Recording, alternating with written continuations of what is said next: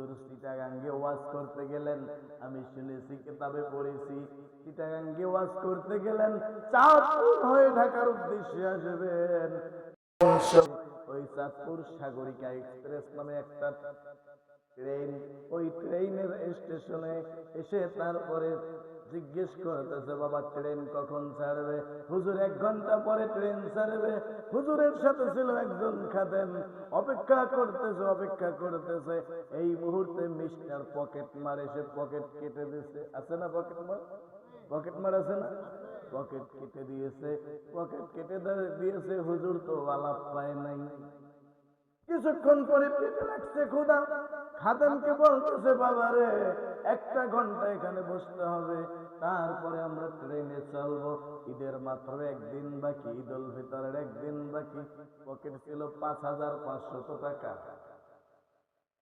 ঈদ খরচ, দরবারে আসবে, সন্তানাদি ছেলে পরিবারদেরকে নিয়ে ঈদ করবে। নিয়ে গেছে পকেট মার। টাকাগুলো কে নিয়ে গেছে? পকেট মাইরে টাকাগুলো নিয়ে গেছে। হুজুর বলতেছে, বাবা রে পেটে ক্ষুধা লেগেছে, চলো আমরা কিছু খাই। জিজ্ঞেস করা হলো রুটির দোকান কোথায়? রুটির দোকানে চলা শুরু করলেন। এমন সময় পকেটে হাত দিয়া দেখতেছে টাকা নাই, পকেটও নাই, টাকাও নাই। খাদেমকে বলতেছে, বাবা রে বিপদ হয়ে গেল, পকেটও নাই আর টাকাও নাই। কিছুক্ষণ পরে বলতেছে, বাবা চলো মসজিদ কোথায়? মসজিদ খোঁজো, মসজিদে যাই। এক লোকের কাছে জিজ্ঞেস করা হলো, বাবারে মসজিদ কোন দিকে? বলতেছে, বাবা এইখানে একটু সামনে আগালে মসজিদ পাইবেন। মসজিদে গেলেন, হুজুর উযু করলেন, নামাজ পড়লেন 2 রাকাত নামাজ। সেই নামাজটা ছিল সেই দিন সালাতুল হাজাত নামাজ। কি নামাজ? আমার রাসূলুল্লাহ বলেন, আমাত্রারে যখন তুমি কোনো বিপদে পড়বে 2 রাকাত সালাতুল হাজাতের নামাজ পড়ে নিও, তারপরে আল্লাহর দরবারে প্রার্থনা করবে, আমার রব্বুল আলামিন তোমার সমস্ত সমস্যার সমাধান করে দিবে। সম্মানিত হাজিরিন, নামাজ শেষ হলো। নামাজ শেষ করার পরে একজন লোক এসে মসজিদের দরজায় দাঁড়িয়ে আছে।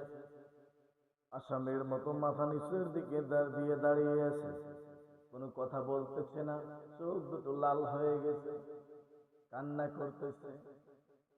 হুজুর সালাম ফিরাইয়া তারপরে বলতেছে, বাবা তুমি কি বলবে? তুমি এখানে দাঁড়িয়ে আছো কেন?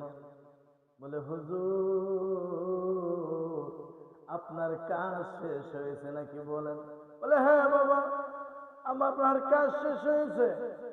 বাবা রে আমি আপনার কাছে একটু কথা বলতে যাচ্ছি। বাবা কি? বাবা কি বলবে? মাথায় প্রচন্ড ব্যথা হচ্ছে। বলেন আল্লাহু আকবার। টাকাগুলো নেওয়ার সাথে সাথে আমার রব্বুল আলামিন তার মাথা ব্যথা দিয়া তাকে আল্লাহর ওলির কাছে নিয়ে যাবেন। তার মানে হলো পকেট মারটাকেও আল্লাহ পাক রব্বুল আলামিন ওলির ছোঁয়ায় কবুল করেছে। আপনারা ওলির দরবারে এসেছেন দূর দূরান্ত থেকে, কিসের জন্য? সাধারণ মানুষ থেকে আল্লাহকে পাওয়ার জন্য এসেছেন, তাই না? আল্লাহকে পাওয়ার জন্য আসছেন না? আল্লাহকে পাওয়ার জন্য এসেছি আমিও। বন্ধুরে ওই ব্যক্তি বলতেছে, হুজুর আমার মাথাটা একটু ঝেড়ে দেন, আমার মাথাটা একটু ফু দিয়া দেন, আমার মাথা ব্যথা করাতেছে। হুজুর ওনার মাথা ছেড়ে দিলেন। মাথা ছাড়ানোর পরে সাথে সাথে মুহূর্তের মধ্যে মাথা ব্যথা কমে গেল। আল্লাহু আকবার। আল্লাহ পাক রব্বুল আলামিন ওলিয়া উলিয়াদের কাছে, তার প্রিয় বান্দাদের কাছে আল্লাহ পাক সমস্ত রহমত মজুদ রেখেছেন। তাই তো আমার আল্লাহ বলেন, ইন্না রাহমাতাল্লাহি করিবুম মিনাল মুহসিনিন। আল্লাহু আকবার। আল্লাহ পাক রব্বুল আলামিন বলেন, নিশ্চয়ই আমার রহমত, আমি আল্লাহর রহমত ওলিয়া ওলিয়া আমার প্রিয় বান্দাদের কাছে থাকে। আল্লাহর ওলির কি কাজ দেখেন? আল্লাহর ওলির হাতের ছোঁয়ায় মাথা ব্যথা কমে গেল চোরের। এই চোর বলতেছে, হুজুর আমি এখন একটু আপনার সাথে কথা বলতে চাই। কি বাবা আবার কি বলবে? এই কথা বলে হুজুরের পা দুখানা জড়িয়ে ধরে তারপরে অজোর ধারায় চিৎকার করা শুরু করেছে। হুজুর বলতেছে, কি বাবা তোমার সমস্যা কি? বলো কি বাবা তোমার সমস্যা কি? বলতেছে, বাবা রে, আপনি যখন রেল স্টেশনে কিছুক্ষণ পূর্বে রেলের জন্য অপেক্ষা করতেছিলেন, ওই সময় আমি কিউটকুট করে আপনার পকেটটা কেটে নিয়েছি। বাবারে, পকেটটা যখন কেটে নিলাম, পকেটটা কেটে নেওয়ার সাথে সাথে আমার মাথা ব্যথা শুরু হয়ে গেছে বাবা। আমি চিন্তা করলাম, জানি না হয়তো বা কোনো মহান আল্লাহর ওলি। আমি তাই তো ছুটে আপনাকে খুঁজতে খুঁজতে আমি এখানে এসে দেখতেছি আপনার মুসাল্লায় দাঁড়ানো। আপনাকে দেখে আমি দাঁড়িয়েছিলাম। বাবা গো, আপনি আমাকে ক্ষমা করে দেন। এই পকেটের মধ্যে যেই টাকাগুলো ছিল, এই টাকাগুলো আপনি বুঝে নেন। বাবা রে, আপনি আমাকে ক্ষমা করে দেন।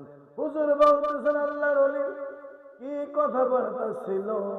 আল্লাহর ওলি বলতেছে, বাবা রে, মার দিতে পারতাম না? আমরা হলে মার দিতাম না? মার দিতাম না? মার না দিয়া আল্লাহর ওলি মাথায় হাত দিয়া বলতেছে, বাবা আমি তোমাকে কিছু কথা বলি, তুমি মানতে পারবে না। বলতেছে, বাবা মা বল, মা বলেন। চোখ ঝরা পানি, আর কথা বলতে পারতেছে না, কান্না করতে করতে বলতেছে, বাবা আপনি কি বলবেন বলেন, আজকে অনেক কিছু নসিহত করে দেন। বলতেছে, বাবা রে, তুমি আর কোনোদিন চুরি করবে না, তুমি আর কোনোদিন মিথ্যা কথা বলবে না। বাবারে, 5 ওয়াক্ত নামাজ পড়বে, হালাল ভাবে রিজিক অন্বেষণ করবে। তুমি যদি এটি পারো, শুধু আমি নয়, আমার আল্লাহ তোমাকে ক্ষমা করে দিবে। ওই লোকটা হুজুরের পায়ে ধরে আবার কান্না শুরু করেছে, হুজুর জীবন ভর চুরি করেছি, আজকে এমন জায়গায় এসে ধরা খাইলাম, হয়তোবা আল্লাহ আমাকে কবুল করেছেন। আমার বিশ্বাস হয় আপনি একজন মহামানব, আপনার ছোঁয়ায় আমাকে আল্লাহ হয়তোবা মাফ করে দিতে পারেন। আপনার কাছে আমার এতটুকু আরজি, হুজুর আমার জন্য আল্লাহর কাছে একটু দোয়া করেন।